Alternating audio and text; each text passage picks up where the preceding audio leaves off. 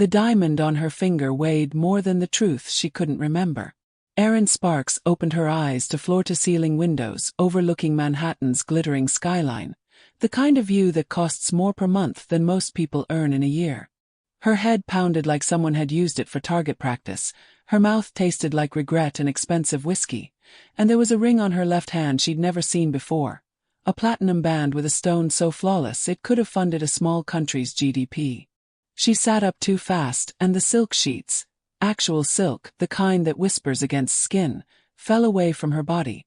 She was wearing a man's white dress shirt, nothing else, and the scent clinging to the fabric was unfamiliar. Sandalwood, gunpowder, and something darker she couldn't name. The penthouse around her looked like it had been decorated by someone who understood that true power doesn't scream, it whispers.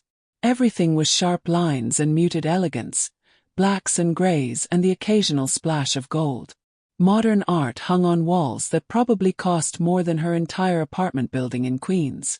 Through an archway, she could see a kitchen that belonged in an architectural magazine, all marble and stainless steel, and beyond that, more rooms she didn't recognize. Her clothes from last night, a black cocktail dress she'd borrowed from her roommate Maya, heels she could barely walk in, were folded neatly on an armchair that probably cost more than her car.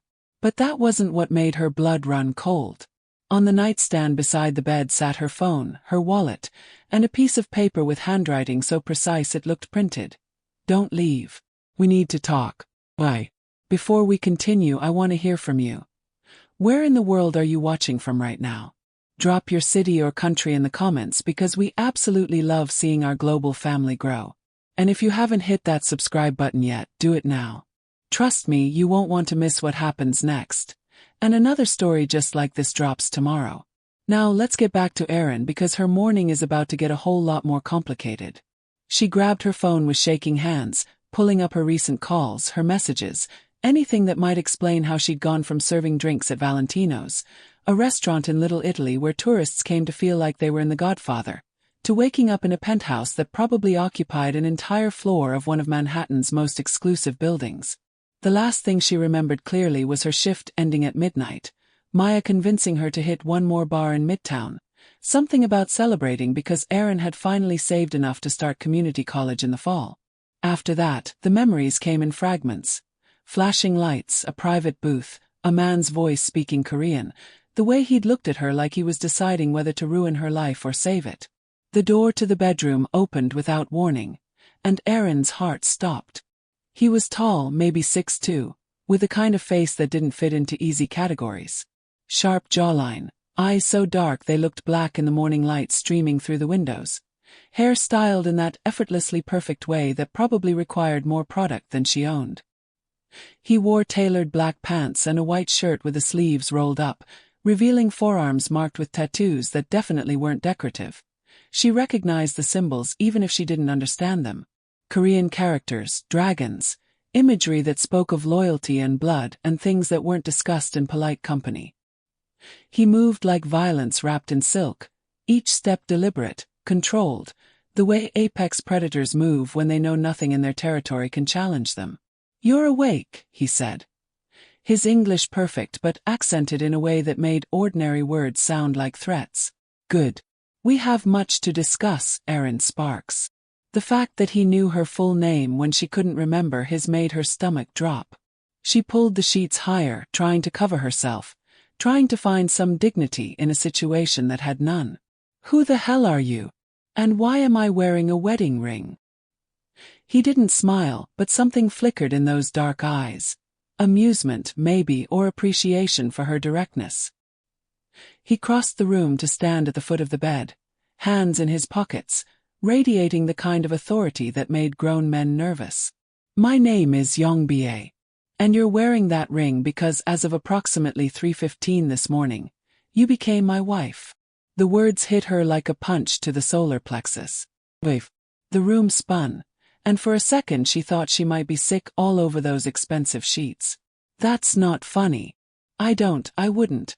There's no way I would marry someone I don't even know.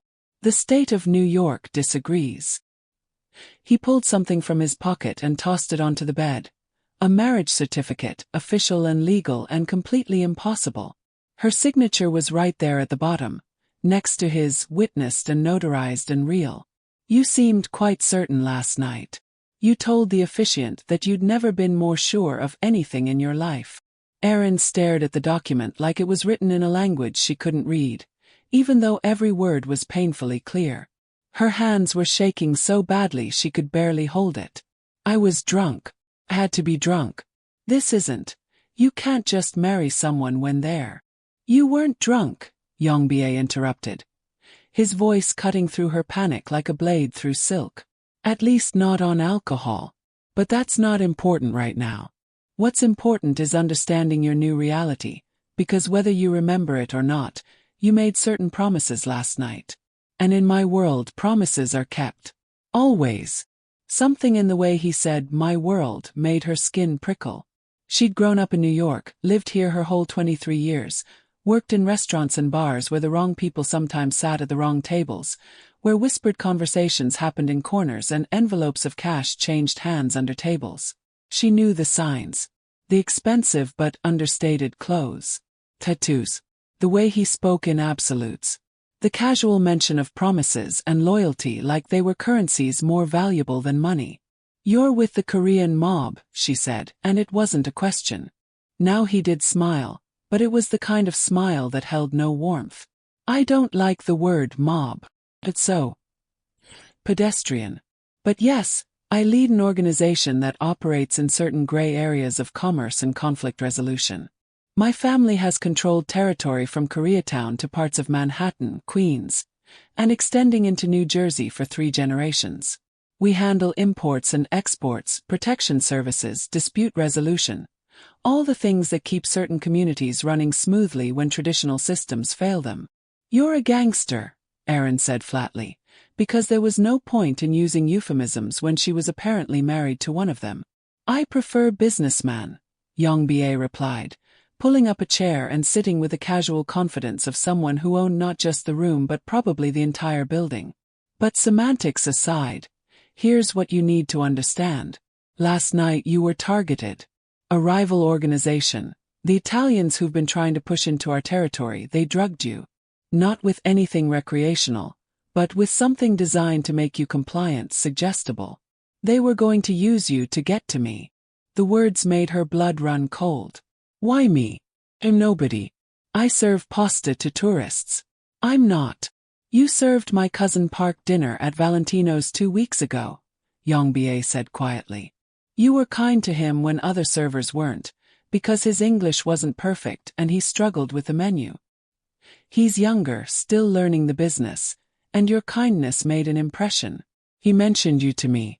I had you investigated, standard precaution, nothing personal, and I found out you were clean. No debts, no criminal record, no family connections to any organizations. Just a girl working 3 jobs to save for school, taking care of her sick mother in Queens, trying to build something from nothing. I respected that. Erin's throat was tight. So you had me kidnapped? No. The Italians did that. They found out Park had mentioned you and they saw an opportunity. Last night at that bar in Midtown, that wasn't random. They targeted you specifically, dosed your drink with something called devil's breath. It's a drug that makes people highly suggestible while appearing conscious and willing. They were going to make you call Park, lure him somewhere isolated, and then... He made a gesture that suggested nothing good.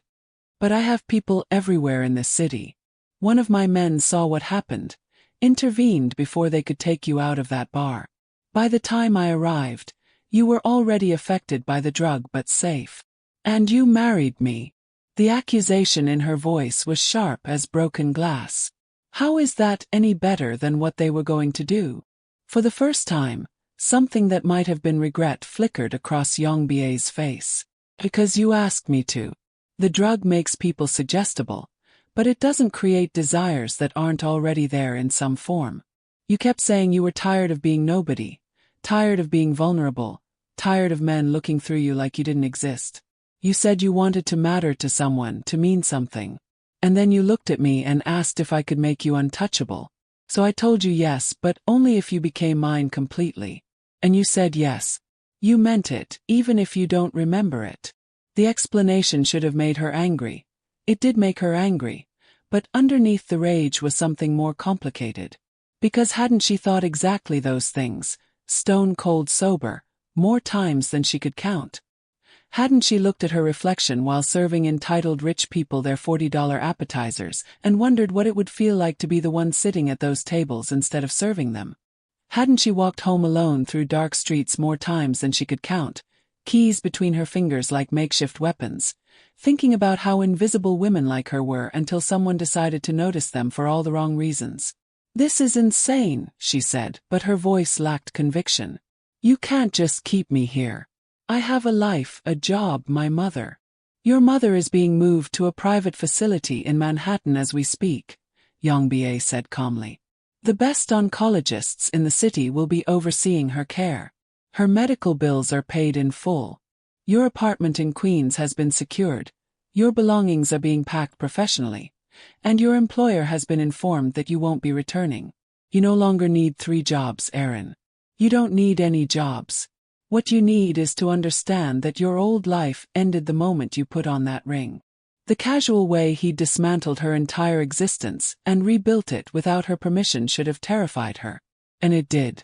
But it also sparked something else. A dangerous curiosity about what it meant to live in a world where a man could reshape reality with nothing but authority and resources. She thought about her mother, eaten alive by cancer that their insurance barely covered, dying in a facility that smelled like industrial cleaner and defeat. She thought about the bruises on her feet from cheap shoes, the ache in her back from carrying trays, the way her manager at Valentino's had put his hand on her waist last week and she'd had to smile through it because she couldn't afford to lose the job. "If I'm your wife," she said slowly, testing the words like they might explode, "what exactly does that mean?" Yongbei leaned forward, elbows on his knees, studying her with an intensity that felt like being X-rayed. "It means you belong to my world now. You belong to me. And I protect what's mine with everything I have. No one will touch you, threaten you, or disrespect you without answering to me personally. You'll want for nothing material, but in exchange you represent me. My honor, my reputation, my family. Where you go, what you do, who you speak to, all of it reflects on me now. So I'm a trophy. A possession." The bitterness in her voice surprised her. "You're my wife," he corrected, and the way he said it made the word sound sacred and threatening all at once. "In my culture, in my organization, that means something. It means you're under my protection but also my responsibility. It means I answer for your actions, and you answer for mine. It's not ownership, Erin. It's entanglement. Complete and permanent." She looked at the ring on her finger, the way it caught the morning light and threw rainbows across the pristine white sheets. "And if I say no? If I want this annulled?" The silence that followed her question was heavy enough to crush bones. Yongbei stood slowly, walked to the window, looked out over the city that he apparently controlled pieces of like territories on a map. When he spoke, his voice was soft but final. "Then you become a problem. Not because I would hurt you, I wouldn't, but because now the Italians know about you. Now they know you matter to me, even if we dissolve this marriage. They'll see you as leverage, a weakness they can exploit. Without my protection, you're a target. Your mother's a target. Anyone you care about becomes a weapon they can use against me. So no, Erin Sparks, you don't get to walk away from this. The moment you said, 'I do,' you stepped into a war you didn't know existed. And in war, there are no neutral parties. You're either with me, or you're already dead." The brutality of his honesty should have sent her running. Instead, it crystallized something in her mind. She'd been running her whole life. From poverty, from her father's abandonment, from the reality that hard work and good intentions didn't guarantee anything in a city that ate people like her for breakfast. Maybe it was time to stop running. Maybe it was time to choose a side, even if that side wore expensive suits and spoke in threats disguised as promises. "What do you want from me?" she asked, and this time her voice was steady. Yongbei turned from the window, and for the first time, she saw something in his expression that wasn't controlled or calculated. Raw and undeniable. "I want you to choose this. Not because you were drugged, not because you're trapped, but because you see what I can offer and you decide it's worth the cost.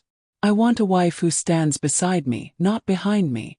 Someone smart enough to understand the game we're playing and strong enough to play it well. Last night, even drugged, you had fire in you. You told one of my men to fuck off when he tried to help you into a car. You negotiated the terms of our marriage like you were closing a business deal, even though you could barely stand.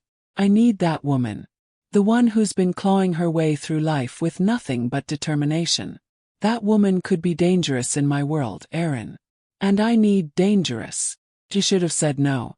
Every rational part of her brain screamed that this was wrong, that marriages didn't start like this, that love and loyalty couldn't be negotiated like contracts in a penthouse overlooking Manhattan.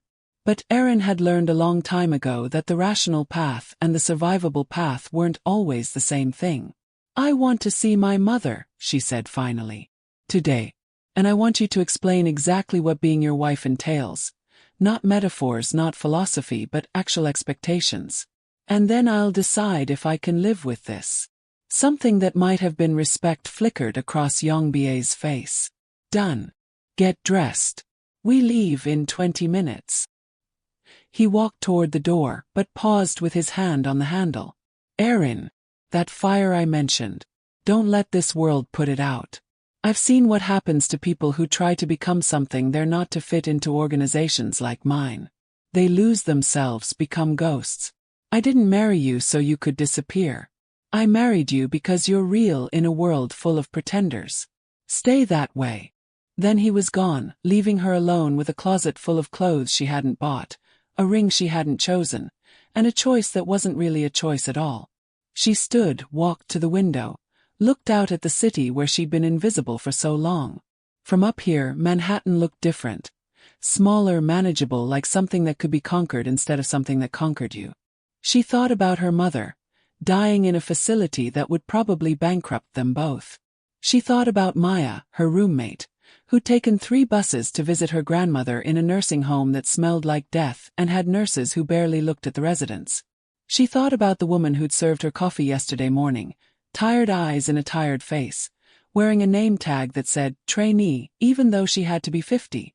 Invisibility was a kind of death too. Slower maybe, but just as final. Erin went to the closet, found clothes that fit her perfectly. Someone had done their research, and got dressed in designer jeans and a cashmere sweater that probably cost more than a month's rent. She looked at herself in a full-length mirror that didn't lie. And for the first time in years, she didn't see a struggling waitress staring back. She saw someone who could become dangerous. Someone who could matter. The girl who'd gone to sleep in Queens was gone. The woman who woke up in this penthouse was someone new. Someone who wore platinum and made choices that terrified her and might just survive in a world where survival was the ultimate luxury. She touched the ring on her finger one more time, feeling its weight, its permanence. Then she walked out of the bedroom to meet her husband, her future, and whatever consequences came from choosing to be seen instead of safe. The facility where they'd moved her mother was in the Upper East Side, the kind of place where death came with thread counts and organic meal plans. Young B.A. drove them himself in a black BMW that probably cost more than the house Erin had grown up in, navigating Manhattan traffic with the casual confidence of someone who knew the city's rhythms intimately. He didn't try to make small talk, didn't fill the silence with empty reassurances. She appreciated that. After the morning she'd had, pleasantries would have felt like mockery. When they arrived, a woman in scrubs that actually looked professional greeted them at the entrance. "Mrs. Kim," she said warmly, and it took Erin a moment to realize the woman was talking to her. "Your mother arrived this morning. She's already been evaluated by Dr. Chen, and we've started her on a new treatment protocol. She's resting comfortably in Suite 412. Mrs. Kim. The name settled over her like a coat she hadn't tried on yet, didn't know if it would fit. Beside her, Young Bie's hand found the small of her back, a gesture that could have been possessive or supportive or both. She didn't pull away. Her mother was awake when they entered the suite, and calling it a suite wasn't exaggeration. It looked like a hotel room designed by someone who understood that dying people still deserved beauty. Soft lighting, real art on the walls, a window overlooking Central Park. Her mother lay in a bed that probably had more functions than a spaceship, looking small and fragile and more alert than she'd been in months. Erin! Her mother's voice was weak but clear, confusion written across her face. What's going on? They said you arranged this, but baby, we can't afford. It's handled, Mom. Erin crossed to the bed, took her mother's hand, felt the familiar papery skin and prominent bones. Everything's handled. You just focus on getting better, okay? Her mother's eyes found Yongbie standing by the door, and something sharp and maternal flickered in her gaze. Who's this? This is Yongbie, Erin said, and the words that should come next stuck in her throat like glass. We're. I'm her husband, Mrs. Sparks, Yongbie said smoothly, moving into the room with that controlled grace that seemed to be part of his DNA. We were married last night. I apologize for the sudden nature of our relationship. Erin and I wanted to wait to tell you until we could do it in person. Erin's mother looked between them, and despite the cancer, despite the drugs in her system, her eyes were sharp enough to cut. Married. My daughter got married and didn't tell me. It was fast, Erin said, which was possibly the understatement of the century. But Mom, he's been really helpful. With your treatment, with everything. And I. She looked at Yongbie, saw him watching her with those dark, unreadable eyes, and made a choice. I care about him. It wasn't a lie, exactly. She didn't love him. How could she love someone she'd known for less than 12 hours while conscious? But there was something there. Recognition, maybe. Two people who understood that survival sometimes required accepting help from unexpected sources, even when that help came with strings attached. Even when those strings might strangle you. Her mother was quiet for a long moment, studying Yongbie the way only mothers can, seeing past the expensive clothes and controlled demeanor to whatever truth lay underneath. Finally she sighed. You promised to take care of my daughter? To protect her? With my life, Yongbie said, and the absolute certainty in his voice made something in Erin's chest tighten. I promise you, Mrs. Sparks, Erin will want for nothing. She'll be safe, cared for, and free to make her own choices. You have my word. Then I guess I can't complain, her mother said softly, settling back against the pillows. Lord knows I've been worried about what would happen to her when I'm gone. At least now she'll have someone. The casual acceptance of her own mortality hit Erin harder than any of the morning's revelations. She stayed with her mother for another hour, Yongbie waiting patiently in a chair by the window, occasionally checking his phone but never intruding. When her mother finally drifted into sleep, Erin kissed her forehead and followed him out into the hallway. Thank you, she said once they were alone. For this. Whatever else happens, thank you for giving her this. Yongbie studied her face like he was memorizing it. This is what family does, Erin. We take care of each other. You'll learn that. Over the next few weeks she did learn. Yongbie's world was nothing like she'd imagined from movies and television. Yes, there was violence. She saw the aftermath once, when Yongbie came home at 3 in the morning with blood on his shirt that wasn't his and shadows in his eyes that suggested the blood's original owner hadn't survived the encounter. But there was also structure, loyalty, and a code that governed behavior more strictly than any law. She met his family. His grandmother, who ruled the organization alongside him with iron will and shrewd intelligence. His cousins, who treated her with wary respect once they understood she was serious about the marriage. His soldiers, men with hard eyes and harder histories who bowed to her like she was royalty because in their world, she was. She learned the language of their business, the euphemisms and code words that let them discuss territory and disputes and shipments in public without anyone understanding what they were really saying. She learned which restaurants were neutral ground, which neighborhoods belonged to whom, which cops could be trusted and which ones worked for the highest bidder. And she learned about Yongbie himself, in the quiet moments between the chaos. Learned that he'd been born in Seoul but raised in New York after his parents were killed in a territorial dispute when he was 7.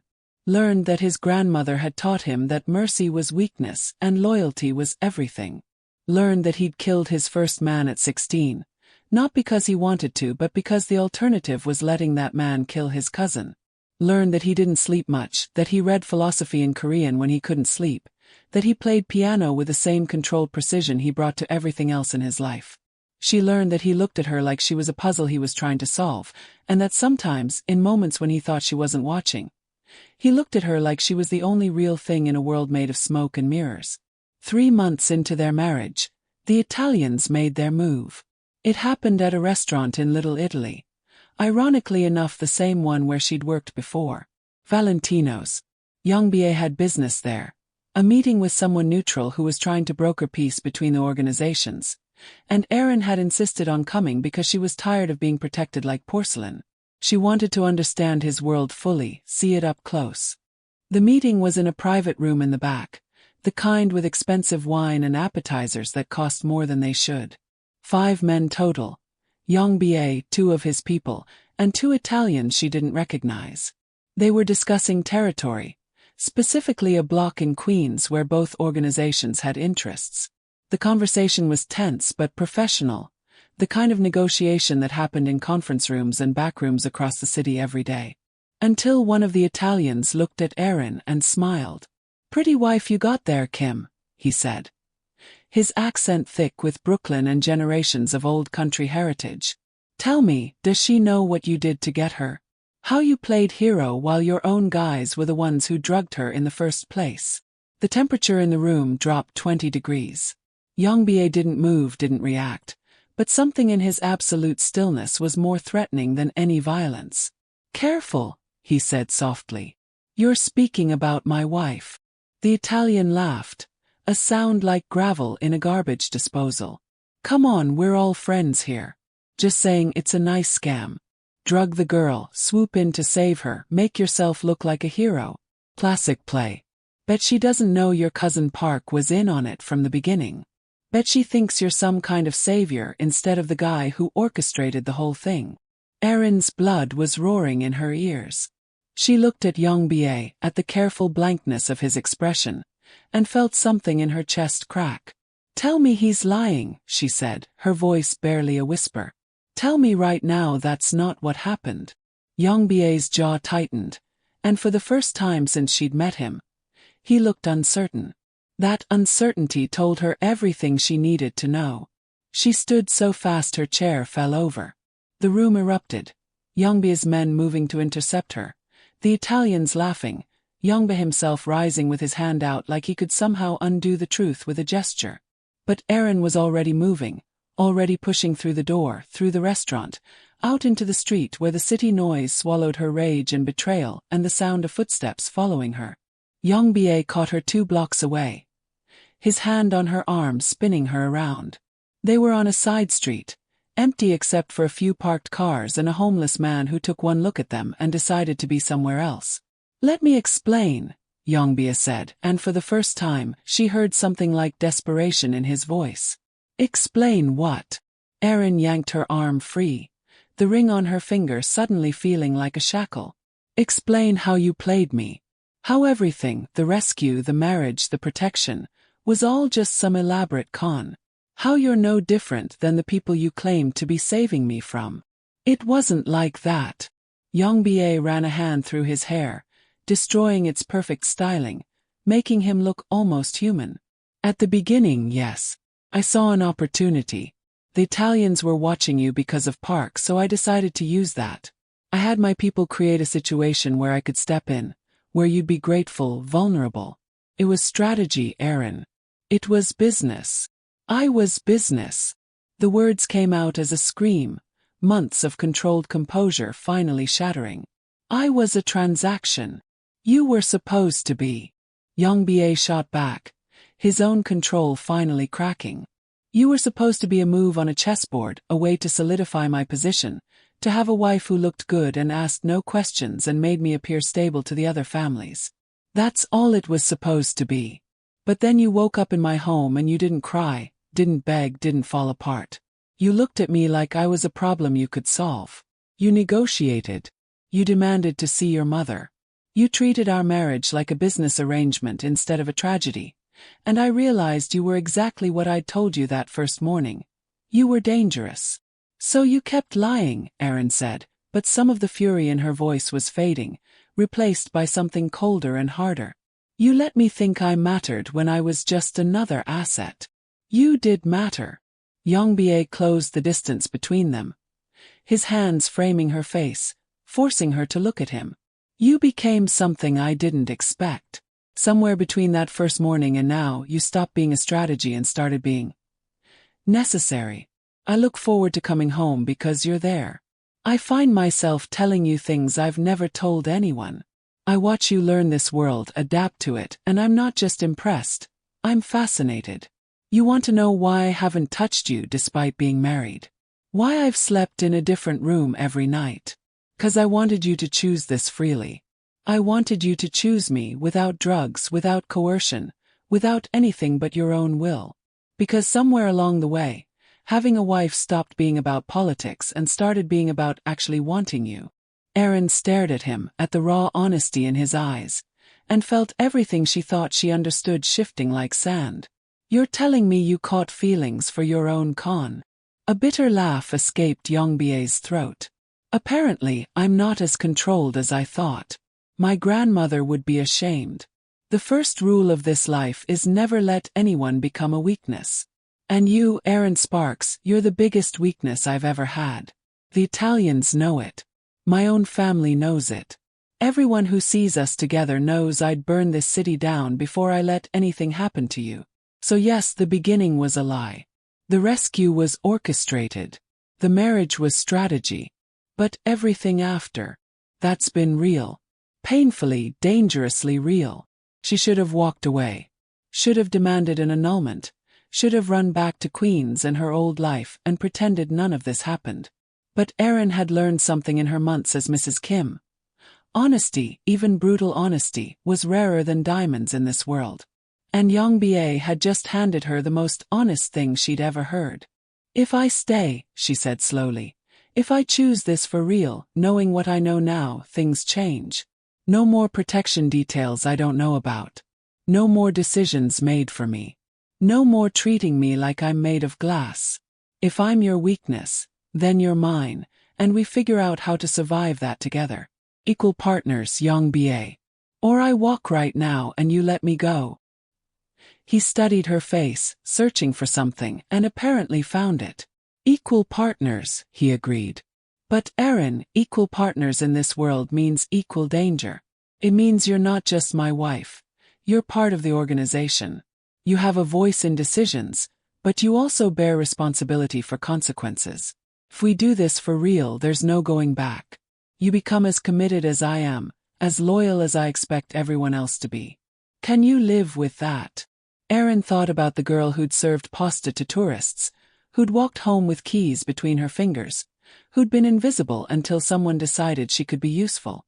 Then she thought about the woman she'd become, the one who sat in rooms where men negotiated violence over expensive wine, who'd learned to read the subtle hierarchies of power, who'd stopped apologizing for taking up space in a world that hadn't made room for her. Yes, she said, and kissed him for the first time since their drugged, half-remembered wedding night. The kiss was nothing like she'd imagined. It wasn't soft or romantic or sweet. It was claiming and desperate and tasted like a declaration of war against everyone who'd think they could use this connection as weakness. When they finally broke apart, Young-Bie pressed his forehead to hers, breathing hard. I'm going to make the Italians regret ever touching you, he said quietly. What they did tonight, exposing our beginning like that, it was meant to drive us apart to make you doubt me. But all they've done is ensure that when I come for them, you'll be standing beside me understanding exactly why it's necessary. Good, Erin said and meant it. Let's go home and plan how we're going to remind them that you don't get to disrespect a Kim. Either of us. The retaliation came 2 weeks later. Not violence. Young-Bie had taught her that the most effective moves were the ones that didn't look like moves at all. Instead, they acquired the building that housed the Italians' main front operation in Little Italy. A restaurant, ironically, 3 doors down from Valentino's. They acquired it through a shell company, perfectly legal, and immediately tripled the rent. When the Italians couldn't pay, they moved in a Korean barbecue restaurant that undercut their prices and operated with better hours, better service, and the implicit protection of Young-Bie's organization. Within 2 months, the Italian restaurant closed. Within 3, the building next to it went up for sale and Yongbei's grandmother bought it. Territory shifted not through bullets but through business, and Erin had orchestrated half of it, using the skills she'd learned watching her mother balance impossible budgets and the instincts she'd developed serving people who thought she was too dumb to notice their conversations. She became known in the organization not as Yongbei's pretty wife, but as someone with a mind that saw angles others missed. She sat in on meetings, offered opinions that were listened to, and slowly earned respect that had nothing to do with whose ring she wore. Her mother's cancer went into remission 6 months after the wedding. The doctors called it a miracle. Erin called it good medicine, access, and refusing to accept that poverty meant death. Her mother moved into a condo near the penthouse, close enough that Erin could visit daily but far enough that she had independence. On good days they had lunch in Central Park and didn't talk about how they'd gotten here. On bad days, her mother looked at her and asked if she was happy, and Erin told her the truth. She didn't know yet, but she was becoming something that felt more important than happy. She was becoming powerful. A year into the marriage, Yongbei's grandmother invited Erin to tea. Not the casual kind of tea with the rest of the family, but a private meeting in her brownstone in Brooklyn, the kind of invitation that wasn't actually optional. The old woman received her in a sitting room that smelled like jasmine and old wood. She was small, barely 5 feet tall, with silver hair pulled back in a perfect bun and eyes that had seen more violence than most soldiers. She poured tea with hands that shook slightly from age but had probably been steady as steel when they held weapons decades ago. "You've surprised me," the grandmother said in Korean. Erin's language skills were still developing, but she understood enough. "I thought you would be decorative. Izzy. I thought my grandson had chosen poorly. Let his desires cloud his judgment. But you've proven useful." "Thank you," Erin replied in careful Korean, then switched to English. "Though I'd prefer to be seen as more than useful." A smile ghosted across the old woman's face. "In this family, useful is the highest compliment. Love is temporary. Beauty fades. But utility, that endures. Tell me, do you love my grandson?" The question was delivered like a knife between ribs.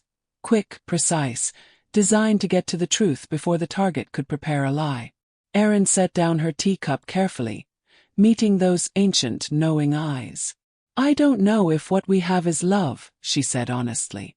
"We were forced together and we've built something from that, but I can't say if it's love or loyalty or just survival instinct that evolved into partnership.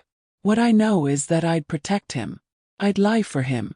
I'd make choices I never thought I'd be capable of to keep him safe. If that's love, then yes. If it's something else, then I'm okay not having the right word for it." The grandmother was quiet for a long moment, studying Erin's face like she was reading a contract written in invisible ink. Finally she nodded. "You'll do. In fact, you're better than I hoped. Too many people in this life confuse passion for loyalty. They make decisions based on feelings that change like weather. But you understand that commitment is a choice you make every day regardless of how you feel. That's the foundation of everything we build here." She reached across the table, took Erin's hand, turned it to examine the ring that had become so familiar Erin sometimes forgot she was wearing it. "This ring belonged to my mother. She wore it through a war, through my father's death, through rebuilding everything from ash and determination. Yongbei chose to give it to you even though the marriage started as strategy. That should tell you something about how he sees you." Erin looked at the ring with new eyes, understanding suddenly why it had felt so heavy from the first moment. It wasn't just metal and stone, it was history, legacy, the weight of women who'd survived impossible things. "I have a gift for you," the grandmother said, reaching into a drawer and pulling out a small wooden box. Inside was a knife, not ornamental but the kind designed for actual use. The handle was carved jade, the blade folded steel that looked like flowing water frozen in metal. "Every woman in this family carries one. Not because we expect to use it but because we refuse to be helpless. Take it. Learn to use it. Hope you never need to." Erin accepted the knife, felt its perfect balance, understood that this moment was more significant than her actual wedding. This was acceptance. This was family. But acceptance came with expectations. And Erin learned that lesson 3 months later when a problem arose that required her specific skills. There was a prosecutor in Manhattan. Ambitious, clean, the kind who couldn't be bought or intimidated, building a case against the organization's finances. Not against Young-BA directly, but against enough of their operations that if successful, it would cripple their business and create a power vacuum that would turn the city bloody. Traditional solutions weren't working. The prosecutor was too smart, too protected, too committed to his crusade. "We need a different approach," Young-BA said during a strategy meeting in the penthouse. His core people were there. His grandmother, his cousin Park who'd been promoted to consigliere, 2 captains who ran street operations, and Erin. "We can't touch him directly. He's too high profile. But everyone has pressure points." "His daughter," Erin said quietly, and the room went silent. "She's getting married next month. I saw the announcement in the Times. The wedding is at a venue in the Hamptons. Expensive, high profile, the kind of event that's been planned for years." Young-BA's eyes narrowed. "What are you suggesting?" "Nothing violent," Erin said quickly. "But wedding vendors are businesses. And businesses can have problems. What if the venue suddenly had a fire code violation? What if the caterer had food poisoning outbreak traced to their kitchen? What if the photographer's equipment was stolen? What if everything that could go wrong did go wrong, and then someone offered to fix all of it, for a price?" Park let out a low whistle. "You want to hold his daughter's wedding hostage. I want to show him that we can reach the things he cares about without ever laying a hand on anyone," Erin corrected. "Make him understand that his crusade has consequences beyond himself. Then we offer him an out. We make all his problems disappear, and in exchange, his case develops some evidentiary issues. No one gets hurt. No crimes are committed. Just business applying pressure to business." The grandmother smiled like a shark spotting blood in the water. "I like her." The plan worked perfectly. Too perfectly.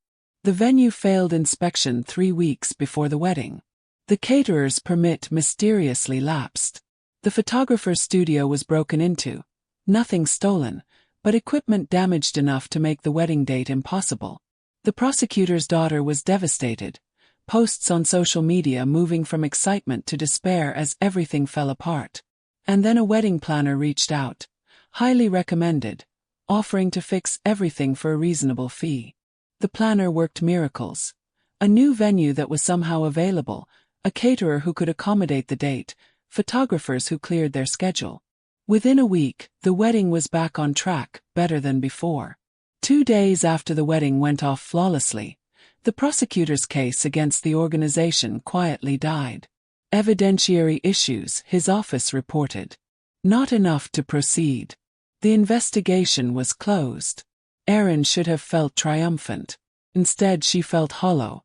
That night, she stood on the penthouse balcony overlooking Manhattan. The city lights spread below her like fallen stars. Young-BA found her there, wrapped a blanket around her shoulders against the October chill. "You did well," he said. "The family is impressed. My grandmother says you think like you were born to this." "I manipulated a young woman's wedding to blackmail her father," Erin said flatly. "I used someone's happiest day as leverage. That's who I am now." Young-BA was quiet for a moment.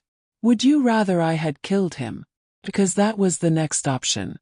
Someone would have taken that shot, made it look like a mugging or an accident, and his daughter would have lost her father permanently instead of him just missing a few hours of sleep worrying.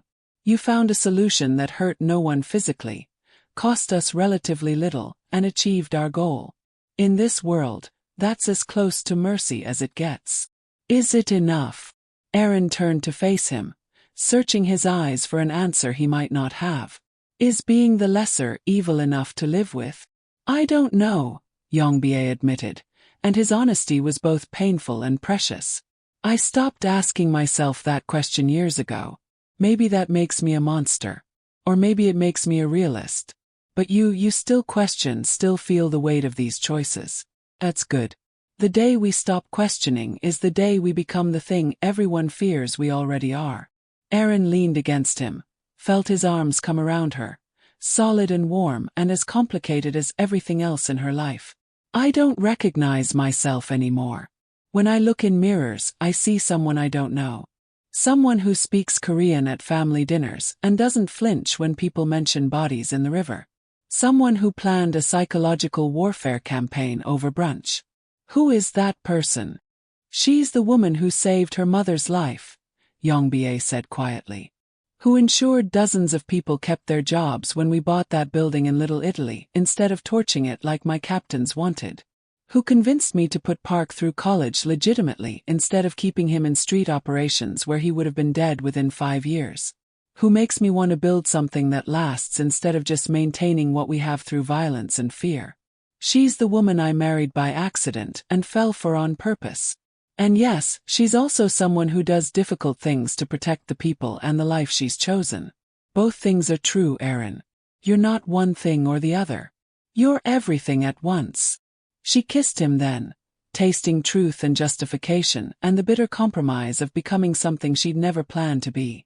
They made love that night for the 3rd time in their marriage. Twice before, they'd come together in anger or desperation or the need to prove something. This time was different.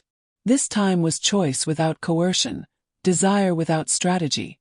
2 people who'd been forced together discovering they'd accidentally chosen to stay. Afterward, lying in the dark with Manhattan glittering through floor-to-ceiling windows, Aaron spoke into the silence. If we do this, if we really build something together, I want it to mean something beyond just surviving. I want us to be more than just another crime family. I want us to matter in ways that aren't just about power and territory. What did you have in mind?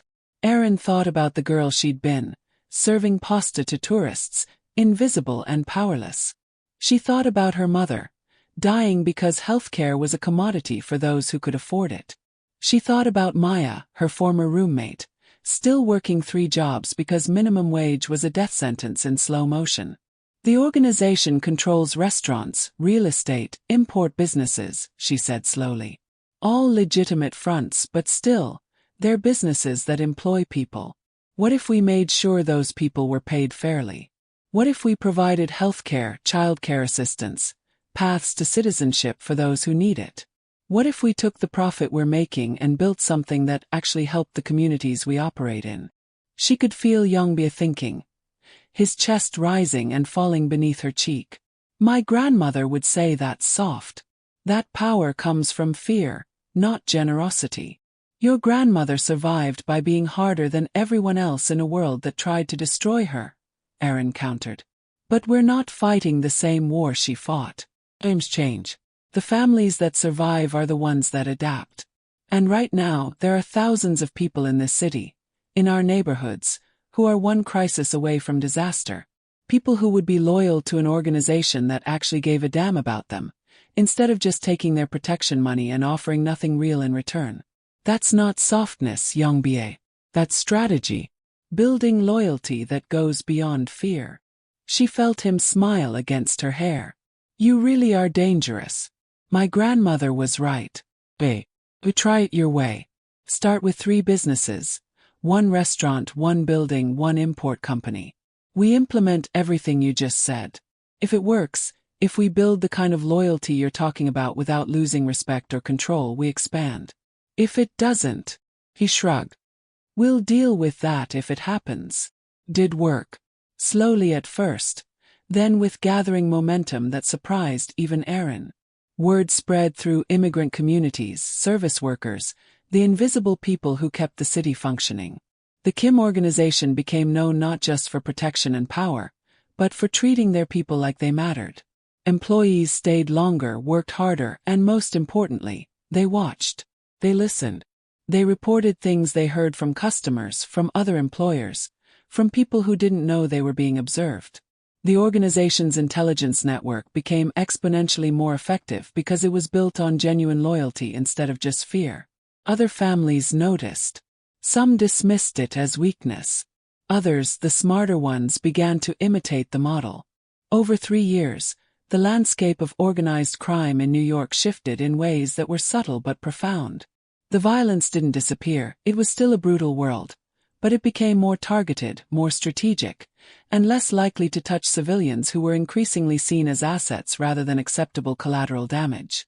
But success breeds resentment, and not everyone appreciated the changes Aaron had introduced. The challenge came from within. A captain named Jean Ho, older than Yang Ba and resentful that he'd been passed over when the grandmother named Yang Ba as heir, made his move during a family meeting.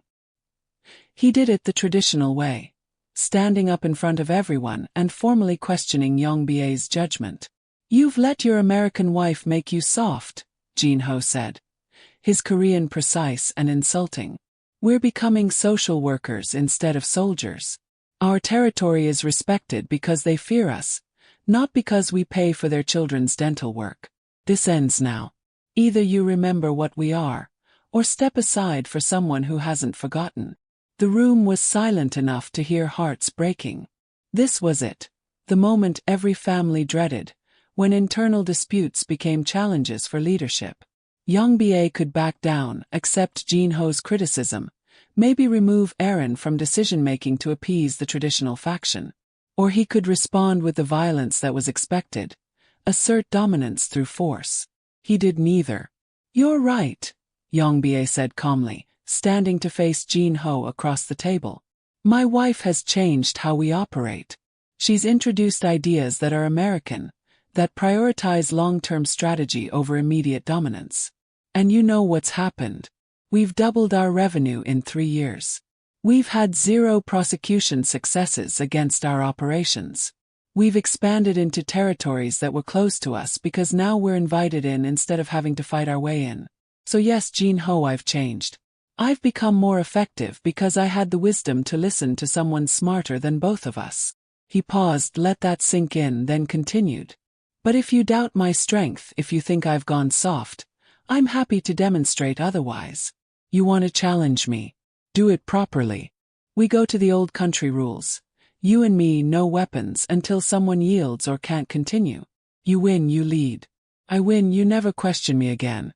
Choose now." Jean Ho hesitated. He'd expected anger, maybe political maneuvering, not a direct challenge to physical combat. Yang Ba was younger, trained in multiple martial arts, and had a reputation for controlled brutality that made grown men nervous. But backing down now meant humiliation. "Fine," Jean Ho said. "Tonight. The gym in Red Hook. Witnessed by the captains." "Done," Yang Ba agreed. "And Jean Ho, when I'm done proving my strength, you're going to apologize to my wife for suggesting she's made me weak. Because insulting her is the same as insulting me, and that's not something I tolerate from anyone." That night, Aaron stood in a gym that smelled like sweat and old mats, surrounded by hard men who'd seen and done terrible things, and watched her husband systematically dismantle Jean Ho's challenge. It wasn't a fight. It was a lesson delivered with fists and calculated cruelty. Yang Ba could have ended it quickly, but he didn't. He made it last, made it brutal, made sure everyone present understood that adapting strategy didn't mean losing edge. When Jean Ho finally yielded, barely conscious and spitting blood, Yang Ba pulled him up by his collar. "Now apologize to my wife." Jean Ho looked at Aaron, and she saw something shift in his eyes. Respect maybe, or understanding. "My apologies, Mrs. Kim. I spoke out of turn." Aaron stepped forward, ignoring every instinct that said to stay back, to stay safe. She looked down at Jean Ho, this man who'd killed people, who'd been in the organization since before she was born, and made a choice. "Apology accepted," she said. "And Jean Ho, when you've healed, come see me. I have an operation that needs someone with your experience and traditional credibility. Turns out respect works both ways. You don't trust me yet? Fine. Work with me. See what we're building. Then decide if I'm making him weak or making us all stronger." The offer shocked everyone, including Yang Ba. But Jean Ho nodded slowly, something like approval crossing his bloodied face. 3 months later, Jean Ho was running their expansion into Boston, using exactly the model Aaron had developed. He became one of her strongest advocates in the family, proof that respect earned was more durable than respect demanded. 5 years after waking up in a penthouse with a ring on her finger, Erin stood in that same penthouse, looking out at the same view, and barely recognized the person she'd been. Her mother was in full remission, living a life of comfort Erin had given her. The organization had expanded into 4 cities, earning more money and commanding more loyalty than it had in a generation. Young BA sat on community boards, donated to schools, had been photographed shaking hands with the mayor. They were becoming legitimate. Not entirely, never entirely, but the trajectory was clear. And she loved him.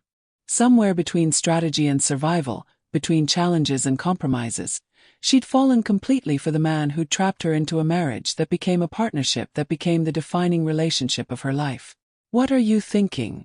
Young BA asked, coming up behind her and wrapping his arms around her waist. "I'm thinking about choices," Erin said. "How the worst night of my life gave me the best things in it. How being trapped led to freedom. How becoming someone I never planned to be let me become exactly who I needed to be. Regrets." She thought about the question seriously, gave it the weight it deserved. "I regret that people got hurt because of my choices. I regret that I had to become harder to survive this world. I regret that my mother knows enough about what we do to be scared for me, even though she's too grateful to say it. But do I regret choosing you? Choosing this life? Well, we're building something that matters, young BA. Something that will outlast us. That's more than most people get." He kissed her temple, held her tighter. "My grandmother wants to retire. She's naming us as co-heads of the family. Equal authority, equal responsibility. Everything you said that night in Little Italy, you were right. We're partners. And now it'll be official." Erin felt the weight of that settling over her like a crown. "That means everything we've built, everything we've changed, it's permanent. We can keep pushing the family in new directions, make it into something that serves the community instead of just extracting from it. We could be the generation that transforms this from organized crime into something that's just organized." "Ambitious," young BA murmured. "Probably impossible. Definitely dangerous. Want to try?" Erin turned in his arms, looked up at the face that had terrified her once and now felt like home. "Yes. Let's build an empire that doesn't just survive. Let's build one that deserves to." They kissed then, as Manhattan glittered below them and the future waited like an unwritten page. The girl who'd woken up trapped had become the woman who'd walked willingly into power. The ring on her finger no longer felt like a chain. It felt like a key to something bigger than either of them could have built alone. And if the cost of that power was her innocence, her old dreams of normalcy, her ability to sleep without sometimes seeing the consequences of her choices, well, that was the price of mattering. That was the price of refusing to be invisible. That was the price she'd paid willingly, one choice at a time, until the life she'd stumbled into became the life she'd die defending. Because in the end, that's what loyalty meant. That's what love meant in a world where both were currencies more valuable than money. You found your people, your purpose, and you protected it with everything you had. You made choices that changed you, and you lived with what you became. You built something that mattered, even if the building materials were compromise and calculated cruelty and careful applications of force. Erin Sparks had woken up in a penthouse with a stranger's ring on her finger. Mrs. Kim stood in that same penthouse years later, wearing that ring like armor, looking at a city that bent to her will, and knew she'd made the right choice. Not the easy one, not the innocent one, but the right one. And that, more than anything else in her complicated, dangerous, beautiful life, was what let her sleep at night. So what did you think about Erin and Young BA? Drop a comment and let us know what you thought about these characters and their choices. Were they justified, or did they cross lines that shouldn't be crossed? And if you're new here, hit that subscribe button right now because we drop stories like this every single day. Tomorrow's story is going to be just as intense, just as emotional, and you won't want to miss it. Also, tell us where you're watching from in the comments. We love hearing from our global family, whether you're in New York, Seoul, London, Dubai, or anywhere else in the world. Thanks for watching, and remember, sometimes the life you never planned becomes the life you can't imagine living without.